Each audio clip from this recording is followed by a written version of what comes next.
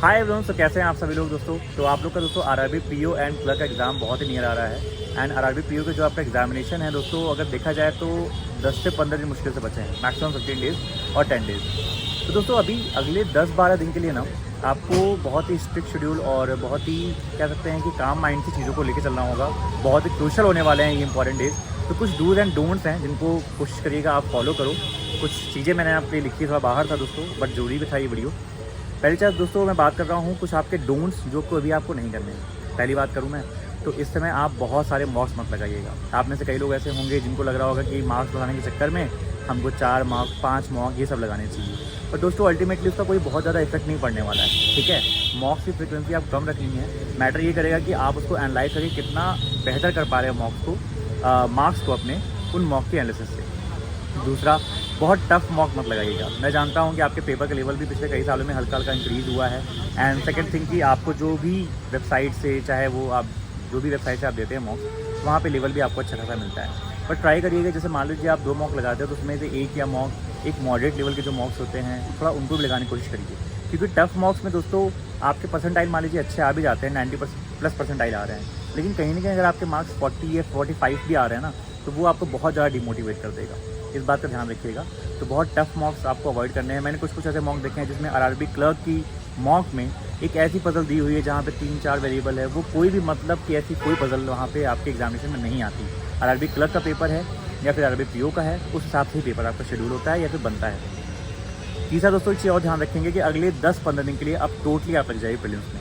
आपको प्रीलिम्स की पढ़ाई नहीं करनी है। And avoid means level questions और मीन्स लेवल पजल्स और मीन्स लेवल इवन डीआईज जो भी है। मैं आप में से मैक्सिमम लोग का ही मान लो रिपीटर भी होगे। अगर आप रिपीटर भी हो चाहे फ्रेशर भी हो, कोई भी हो, 10 दिन 12 दिन अगले आप झोंक दो प्रीलिम्स के लिए। क्योंकि अगर आप प्रीलिम्स पे अच्छे से फोकस नहीं करोगे तो मान लो अगर वही नहीं निकला, मतलब अभी आपका रिजल्ट आएगा ना, तो बहुत से बच्चे इस चीज़ को लेकर फोकस, हमने मेन्स पर ध्यान दिया, प्रीलिम्स पर हमारा रह गया, तो ये इशू हो जाता है दोस्तों। तो प्लीज़ अगले 10 to 15 डेज अवॉइड मीन्स का पैटर्न और मीन्स के क्वेश्चन। फोकस पूरा रहना चाहिए आपके प्रीलिम्स पे। तीसरा चीज़ दोस्तों आप ध्यान और रखिएगा कि जैसे मान लो अर्थमेटिक आप लोग करते हो, मैथ्स की मैं बात करता हूँ, तो कई बार बच्चों को कुछ क्वेश्चन रहता है सर टीएचडी के ये वो क्वेश्चन होते नहीं है, या फिर मान लो आपने प्रोबेबिलिटी या फिर कुछ भी ऐसा है जो चीज़ें आप नहीं की हो या फिर आपसे, तो एक तो ये ध्यान रखना कि कोई नया चैप्टर आपको करने की जरूरत नहीं है। दूसरा दोस्तों, एक मैं 5th पॉइंट बोलूँगा, वेरी वेरी इंपॉर्टेंट, ये है कि इस टाइम एग्जामिनेशन के 10 दिन पहले ना निगेटिविटी को अवॉइड करें। क्योंकि दोस्तों आपके साथ में, दोस्त में, यार में, मेंटोर्स में, आसपास लोग, यार मित्र ऐसे आपको मिल जाएंगे, घर वाले, जो कि कहीं ना कहीं आपको ब्लेम कर सकते हैं इस चीज़ को कि भाई आपके मार्क्स बहुत कम आ रहे हैं, और कहीं ना कहीं it can effect you in a negative way. आपको अपने आप से कंपेयर करना है कि डेली आप कितना इम्प्रूव कर रहे हो, दैट्स इट। दुनिया को मत देखो, जहाँ को मत देखो, यूट्यूब पे मत देखो, वो लोग क्या बोलते हैं वीडियो बना के भाई मेरे 100 परसेंटाइल आ गया, ये वो फेक मत जाओ उन पे। अपना बेहतर करने की डेली कोशिश करो, ठीक है। और कोई कुछ भी बोला है कि भाई तेरे मार्क्स नहीं आ रहे, सिलेक्शन नहीं होगा, उनसे दूर रहो, ठीक है। एटलीस्ट इस टाइम पे आप होप मत खो। जब आपने अपना पूरा बेस्ट दे दिया है, अच्छे से काम कर लिया है, तो डोंट गेट नेगेटिव बाई इन लोग के आसपास रहेंगे, दूर रहो उनसे। हाँ दोस्तों, एक चीज़ मैं आपको बताऊंगा, 2-3 चीज़ें बताऊंगा कि अभी आपको करना क्या है। डूज बताऊंगा मैं। डूज पर ध्यान रखना है दोस्तों कि जैसे अभी आप ये कर सकते हो, एक तो सेक्शनल मॉक्स आप लगाओ। सेक्शनल मॉक्स आपको, जैसे मान लो कोई पर्टिकुलर सेक्शन है, जैसे मान लो आपका पजल्स ही है और आपकी पजल्स में ना वो जो 2 मिनट वाला 3 मिनट वाला टाइम नहीं आ पा रहा है, तो सेक्शनल मॉक लगाने की कोशिश करो कि रीजनिंग का पेपर पूरा आप लो 22 मिनट में, वो लगाने की कोशिश करो।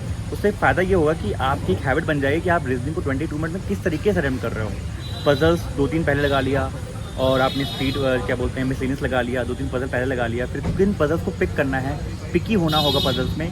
ये सारी चीज़ें सीखने को मिलती हैं जब आप एक सेक्शन को अटेम्प्ट करते हो, तो वो सेक्शन वाइज आपकी स्पीड बहुत इंप्रूव करता है, आपको पता भी नहीं चलता। तो सेक्शनल मॉक्स लगाना जरूर, आपको टॉपिक टेस्ट सेक्शनल मॉक्स बहुत हेल्प करने वाला है। दूसरा, अभी आप जो मॉक्स लगा रहे हो, मैंने बोला जैसा कि फ्रिक्वेंसी मैक्सिमम 3 रखो या फिर 2 लगाओ, मॉक्स बहुत है, क्योंकि उनकी एनालिसिस भी उतना ही इंपॉर्टेंट है जितना आप मॉक्स को लगाते हो, ठीक है।